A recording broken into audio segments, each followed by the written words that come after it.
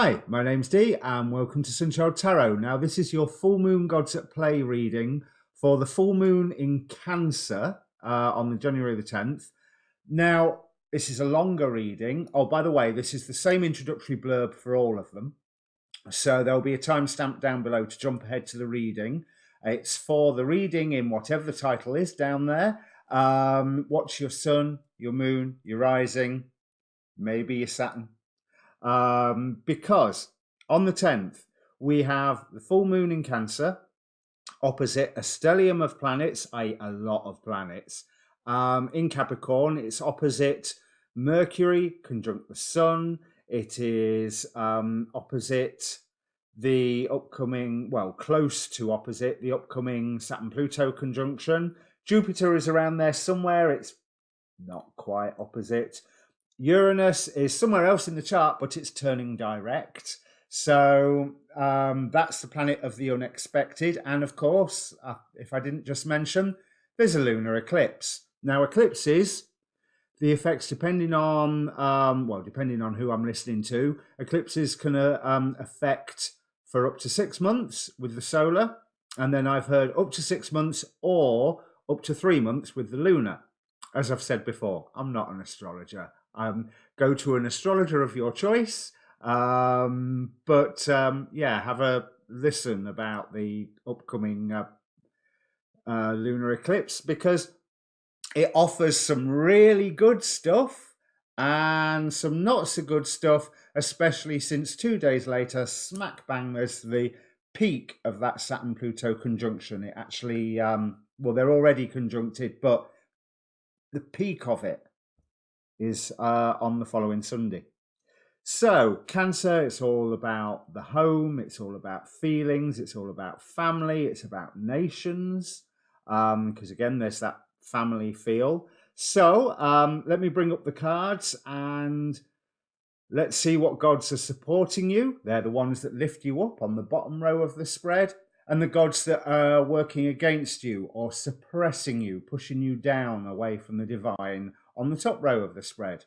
Let's bring up the cards.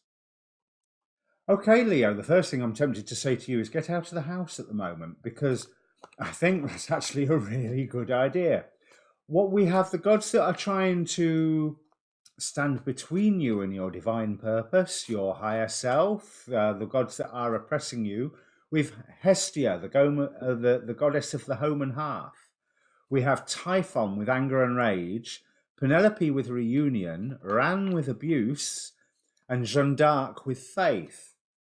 Supporting you, Artemis with purity.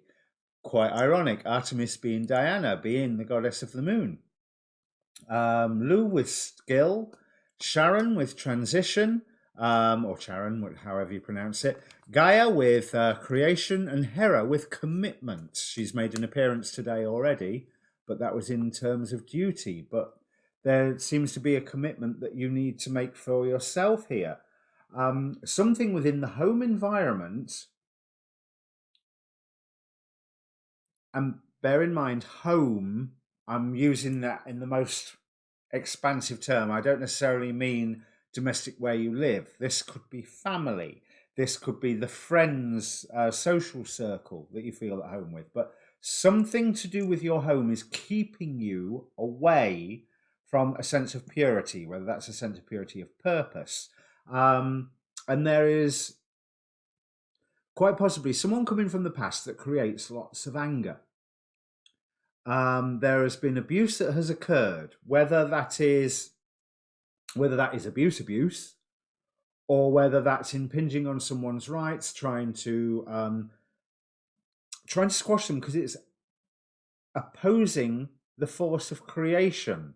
So it's like somebody wanted to create something new. Maybe this is a past thing with this reunion, or an ongoing thing. Someone has been trying to create something, but somebody else has been standing in the way, going, no, you're not doing that because it's not what I want. It's not what I want you to do. It's not what I want going on in my life because I want this, this, and this.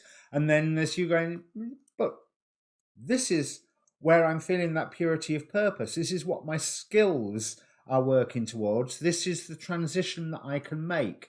you need to make a commitment to some form of path, whether it's a new path or whether it's a path that you're already on, because this home stuff with Hestia starting it, this could have been going on for some time. But there's someone or something that you're having faith in that doesn't necessarily deserve it, and you need to see the negative connotations or negative effects of their actions and their words. Now, it may well be that you just need to go, I don't really need to listen to that, because are they responsible for the negative effects that you are suffering from their words? Or is it even just you being committed to the idea of that their criticism will wound you, when one, they might be saying something good, but more to the point is they might just be being them, but you don't have to take it on board. So, because that's what this faith card is telling me, that there's all this anger and abuse that has occurred within the past with this reunion card, but is not part of the reason that this has had the effect on you that it has, because you have misplaced your faith. And really, it's not that their words need to change or they need to change their actions or anything. It's that maybe you've taken it to heart in a way that you really didn't need to. Let's see what the tarot says about this, because I didn't expect to go off in that direction. Okay, so lots of big major arcana here. Lots of major cards, right? You need to narrow down your commitments. You need to commit to whatever your path is, and actually listen to your intuition when people are saying things to you that make you go, oh, and leave you with actually feeling wounded. Because as much as this may be coming from a past situation, there is an abundance to be found there as well. So maybe there's this element, what I was saying with this faith card, of misinterpreting, not misinterpreting the words as such, misinterpreting the meanings or misinterpreting where they were coming from. So and so will always react that way because they are wounded from this situation, and therefore they will react this way. So it's not something that you can take on board, even though you have this faith in them. You can only trust people as far as their capability. And that's no downcrying on them. It's just you can only trust people as far as they are capable. If you know somebody is a blabbermouth, you may love them dearly, but you don't tell them a secret unless you want that secret to get out. If you know someone is hugely clumsy, you don't ask them to move your fine bone china collection. You find somebody who can move it without risking falling over their own feet and smashing the entire lot. But it's almost like you are in a position where you can create good things for others, but you need to focus on this new beginning, make the transition, start moving, use the skills that you are already committed to, that purity of purpose, and you will find that half the things that have been causing you stress recently aren't half as bad as they seem. Now I've laid the tarot down, this is a lot nicer reading than it started off as. Because that stuff from the past, as much as there is anger and the sense of abuse within it, there's good things. There's fertility, there's harvest, there's treasures in it, as much as there are whatever the opposite of treasure is. That's a good question. What is the opposite of treasure? But the pains, the hurts, the slights, the wounds.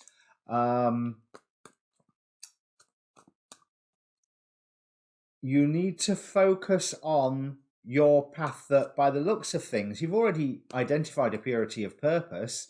Crack on with that. Don't worry about what you're cutting out, but also don't worry about the words of other people, because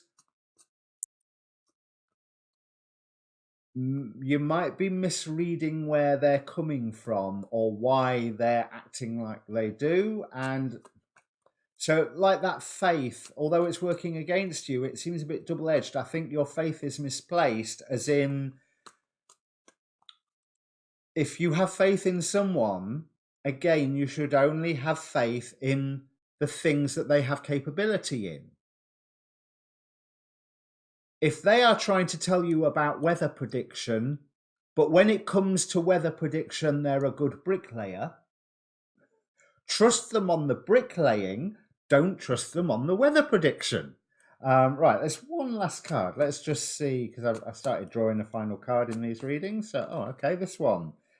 Seven of Swords, you're putting the matter to rest.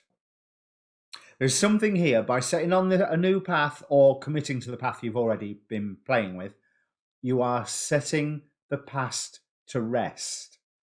And that very much fits in with this